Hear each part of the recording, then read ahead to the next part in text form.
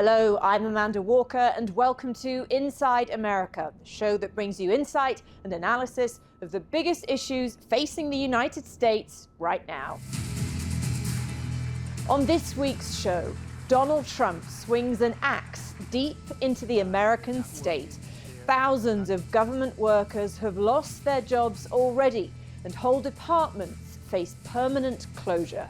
He says it's all in the name of rooting out corruption and saving taxpayer money. Billions and billions of dollars in waste, fraud, and abuse. And I think it's very important, and that's one of the reasons I got elected. But the cuts, led by the world's richest man, have faced intense backlash, with accusations the so-called efficiency drive is in fact an illegal political purge. Coming up, we speak to the people at the sharp end of it all. We're America. We don't want billionaires running our government, okay? We the people, not Elon Musk. And I talked to one Republican congressman excited at the prospect of even more cost-cutting. This is like the Super Bowl for us. Elon Musk is one of the smartest men in the world. I can't think of anybody I would rather have working for me. So it was a campaign promise, and President Trump is certainly delivering. But the speed and scale of the cuts to the federal government has shocked almost everybody. Elon Musk's Department of Government Efficiency, known as Doge, has already torn through several departments, barely stopping to take a breath. For many, it's the much-needed shrinking of a bloated bureaucracy. For others, it's the project of an unelected, unaccountable billionaire, redesigning the state to his own liking. What's for sure, it's caused unprecedented chaos and confusion. Hello, everyone. When you're the richest man in the world, every day can be dress down and bring your kid to work day. All the same? With his son, little X, in tow, Elon Musk took the Oval Office floor to defend his actions. It's not optional for us to reduce the federal expenses, it's essential. It's essential for America to remain solvent as a country. Towering over a largely quiet President Trump, the unconventional appearance fueled the question of who's really in charge of the government overhaul. Your detractors, Mr. Musk. I have to what? Including a lot of Democrats. I have detractors? You do, sir. I don't believe it.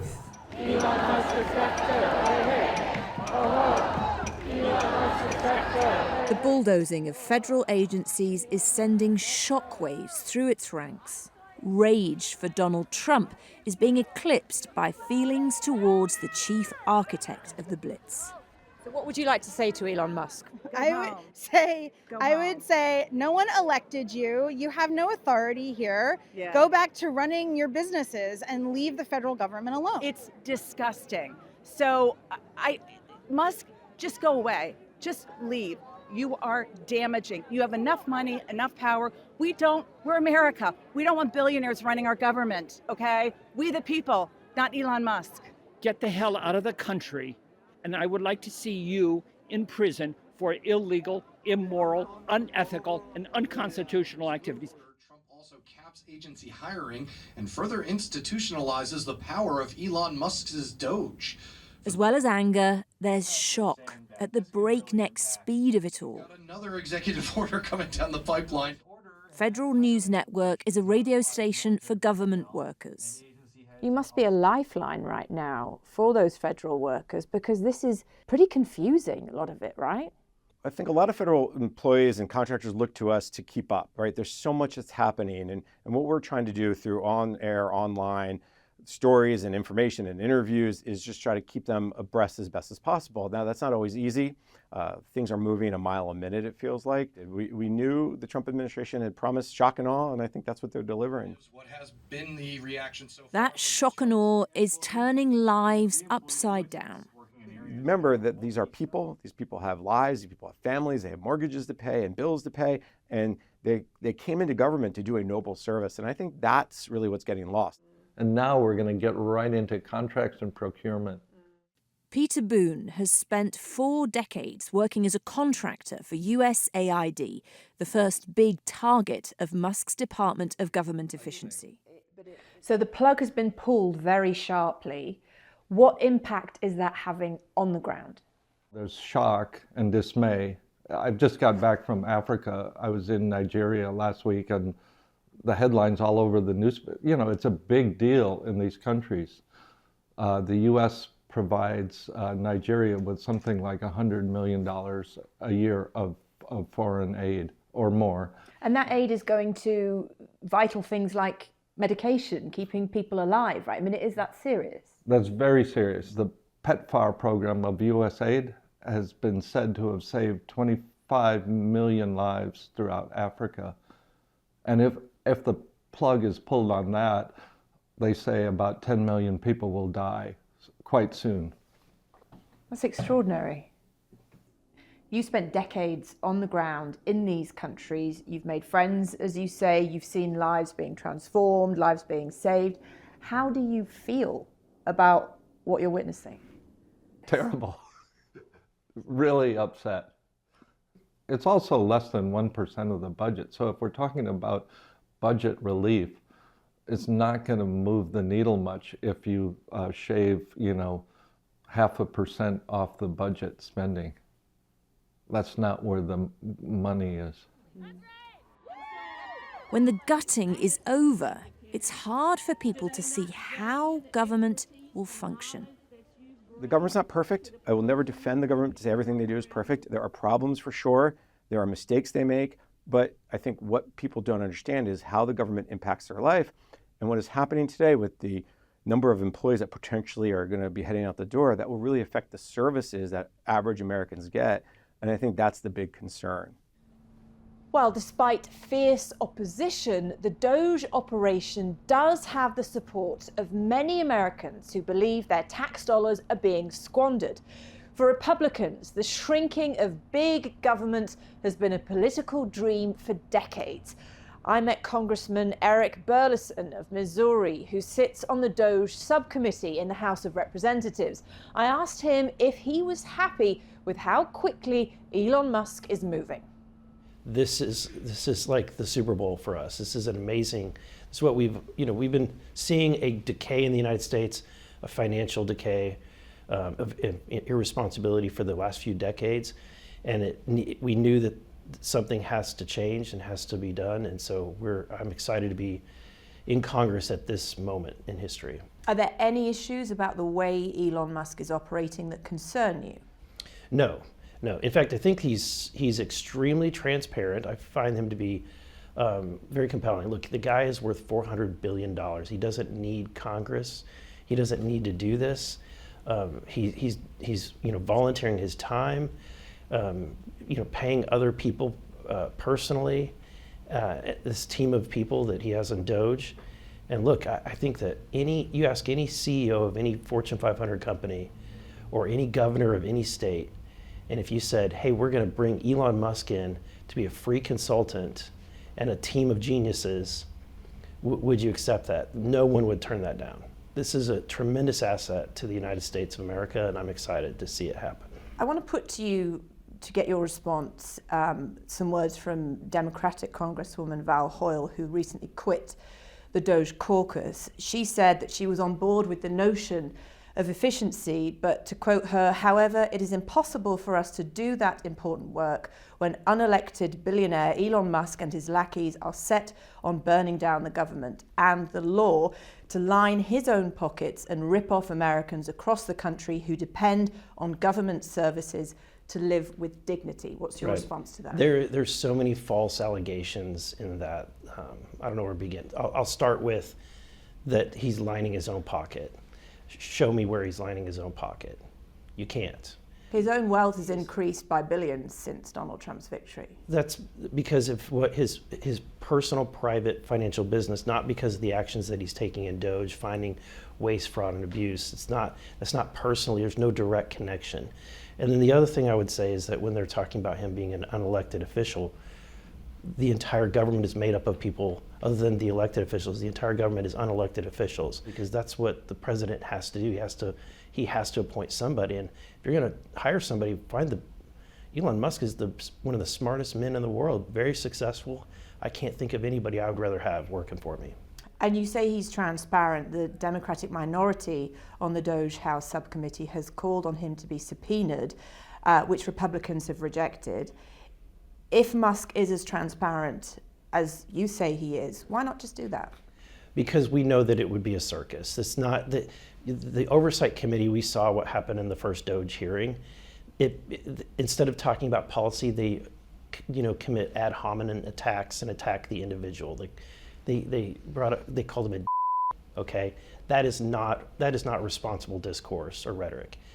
And bringing him forward in front of that committee for that purpose would only be putting him in front of a firing squad and taking him off task. A lot of Americans in favor of the way all this is going say that Donald Trump is keeping the promises that he made on the campaign trail. A lot of Americans are very upset and worried about the role that Elon Musk is playing here. They're asking, should the richest man in the world have this much power within the US government? Do you understand those concerns? I do. I would tell you that my district overwhelmingly supports these efforts, and my district is excited. When I go home, it's the number one thing people talk about. They're extremely excited about it, and I keep getting text messages from my friends and supporters all the time. Every time Trump comes out with a new executive order, or Doge finds more money, people are excited. They love it. So we get phone calls because there's liberal groups that are stirring things up, and they are spending money to create what I would call artificial turf instead of real grassroots. And so we're getting those phone calls, but you can tell those immediately because they're scripted. Everybody who's calling is saying the same thing. So your constituents are excited. We know there are lots of cuts. Are people going to benefit from this? When are we going to start hearing more about the specific ways that this saved money will help the people? The first thing I will say is that if you understand how inflation works, every dollar that the federal government spends that we didn't take in is inflationary. So when people go and buy a value meal at McDonald's and it's $12 and they get angry, they should be angry, but they need to direct their anger at Congress. Congress is spending 20% more than we take in, and it shouldn't be any surprise to anybody that we're seeing inflation at near 20%. So we will impact the American people immediately, just in that alone, by cutting spending. Furthermore, Americans want to see their dollars actually be efficient, right? We don't want to be throwing money at things that make no sense, and so we have a lot of programs that could perform better for the American people. When it comes to this issue of oversight, obviously the US Constitution assigns Congress the job of basically deciding how to spend taxpayers' money. It seems like the administration is very much grabbing the purse strings at the moment. Do you think that Congress should be putting up more of a fight on that? We have a responsibility, and we've been shirking our responsibility. The president also has a responsibility under Article 2 powers in the Constitution. He certainly has that responsibility to spend money wisely. And I think that we need to do a better job of taking the efforts of Doge and adopting them in policy, because that's what Congress, I've been up here for 2 years. We all understand. I hear speeches from my colleagues, and they will all recognize how we're facing a financial cliff here. And yet when we have opportunities to cut spending, the political courage seems to go away, right? Elon and Trump are courageous, and courage is contagious. And so I think that they're giving us the courage, Congress, to do our job. And what do you make of the strategy so far? Because it's very much a sledgehammer approach. Take USAID, for example, a complete wiping out of a department. Do you agree with that strategy? I do. I think that there's some entire agencies that can be eliminated and consolidated, and this is not new. If you look back in the 90s, Democrats, in fact, Bill Clinton commissioned Al Gore to do basically a Doge effort. He put together a book to identify a bunch of recommendations for eliminating departments, finding waste and cutting waste. They championed it. Bill Clinton famously said the era of big government is over. I'm just curious, generally, what makes you think that a man who is the richest man in the world, as we know, who has spent his career building his own wealth. Why do you think he has the well-being of the average American as a priority? Do you think he has that as a priority? I absolutely do, and I think he's relatable. Look, when he bought Twitter, he demonstrated that he cares. It wasn't about making profits. It was about protecting free speech in this country. He benefited everybody by doing that, and I think that at the end of the day, no one has more to lose than Elon Musk, right? So, to your point that he's the richest man in the world, no one has more to lose if the United States, if the dollar means nothing, or the dollar continues to inflate. No one will lose more wealth than Elon Musk. Republican Congressman Eric Burlison there. Well, even for many who agree with cutting the federal budget, there are concerns about the way it's being done. Doge has been accused of lacking transparency, conflicts of interest, misrepresentation, and above all, that the entire operation is unconstitutional. With me to discuss the legality of it all is Leah Epperson, who is a professor of law at American University, and David Super, professor of law at Georgetown Law. Thank you both for joining us. David, let me start with you. So presidents have tried to cut waste before. It's not particularly new as an ambition, but what's different about the way all this is playing out? In the past, presidents trying to cut waste have targeted waste. They've depended on investigations to find bad programs. Here, it's just an across-the-board slash with a broad accusation of waste, but no evidence and no reason to know which programs are good and which programs are bad. And Leah, the Department of Government Efficiency, or Doge, has really been catapulted into the national conversation, hasn't it? Is this unprecedented? Has the US ever seen anything like this before? I would say it's unprecedented. Presidents do have authority to, when they come into office, create a task force, have a particular interest, something that might be a part of the platform on which they ran. But what is unusual is the amount of power, agency, leeway, you might say, that Doge seems to have to enter into and infiltrate every branch of the federal government at top levels, to dictate what senior officials may do, to do across the board firing of thousands of federal employees.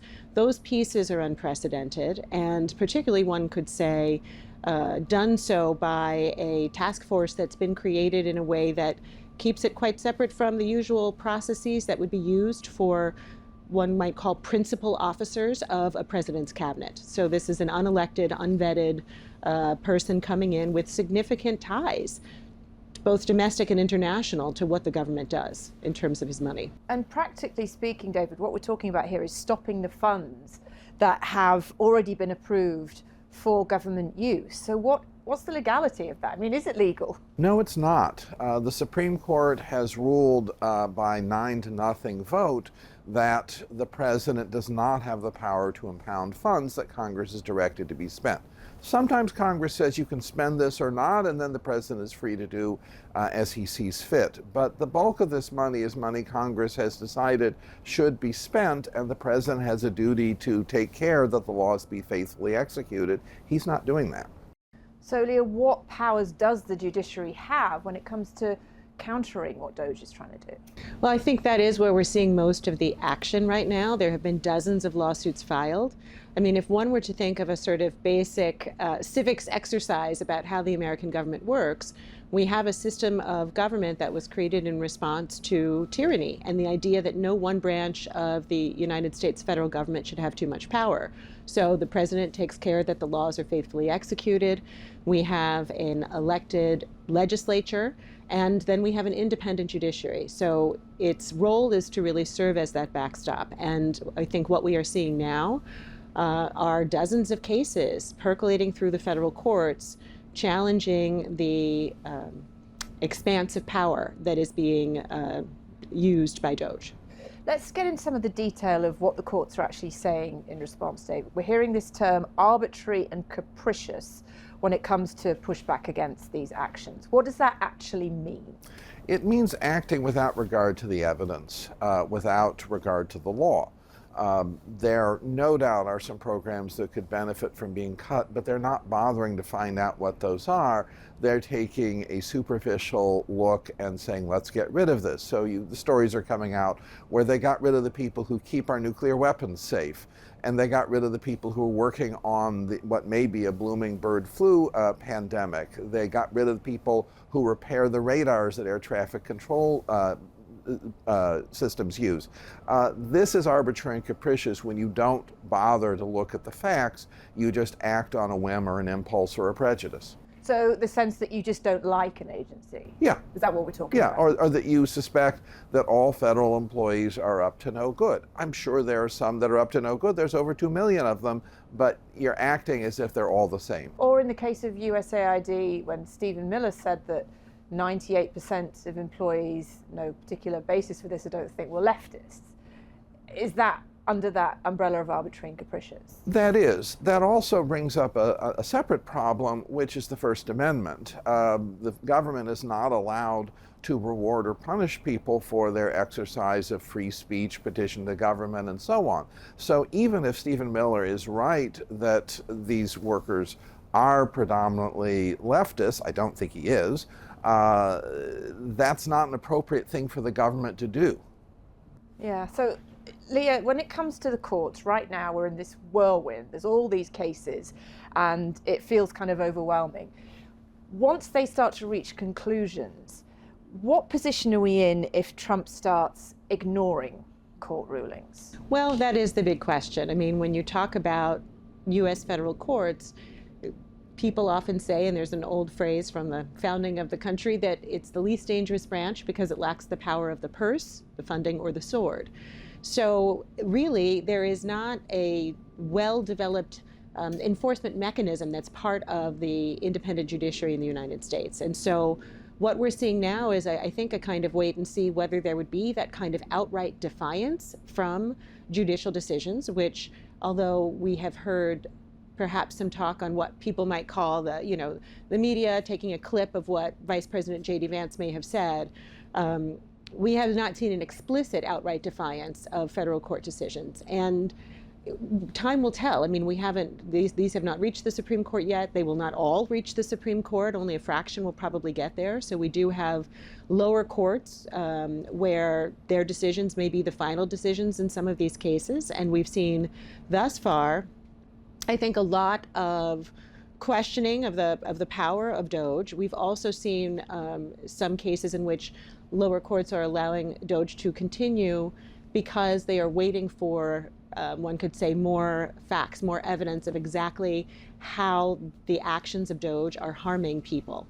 And I think we are now in a position of a little bit of wait and see, because people are not privy to all of the information of exactly what is happening inside that task force. And without that information, it then makes it a little bit more challenging to provide all of those facts to the court.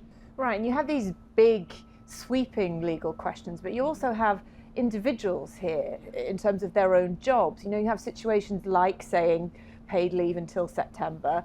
You have people who have been sent these letters saying ultimately you're not up to the job, when maybe a few weeks previously they had a glowing performance review that said the opposite. So there must be so many individual cases that are being worked on right now, David, when it comes to how these individual employees are being treated.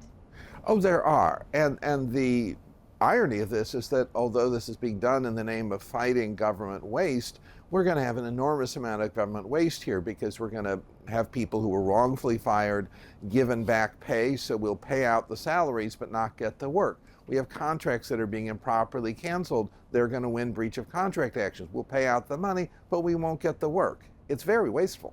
I'm interested in your response to what a lot of Trump supporters might be saying right now. Look, this is what he promised to do. This is what we wanted. This is what we voted for.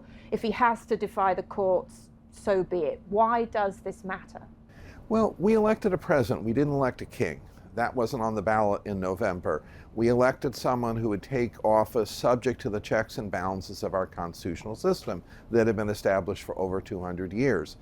He has taken office and disregarded those checks and balances. You have high officials, Mr. Musk, Mr. Vance, suggesting they may not be bound by court orders. You have the administration actually not complying with court orders with increasingly far-fetched theories as to how they're not in contempt of court. And you have numerous laws on the books that are plain as day. 30 days notice to fire inspectors general, have to go through notice and comment rulemaking to change rules.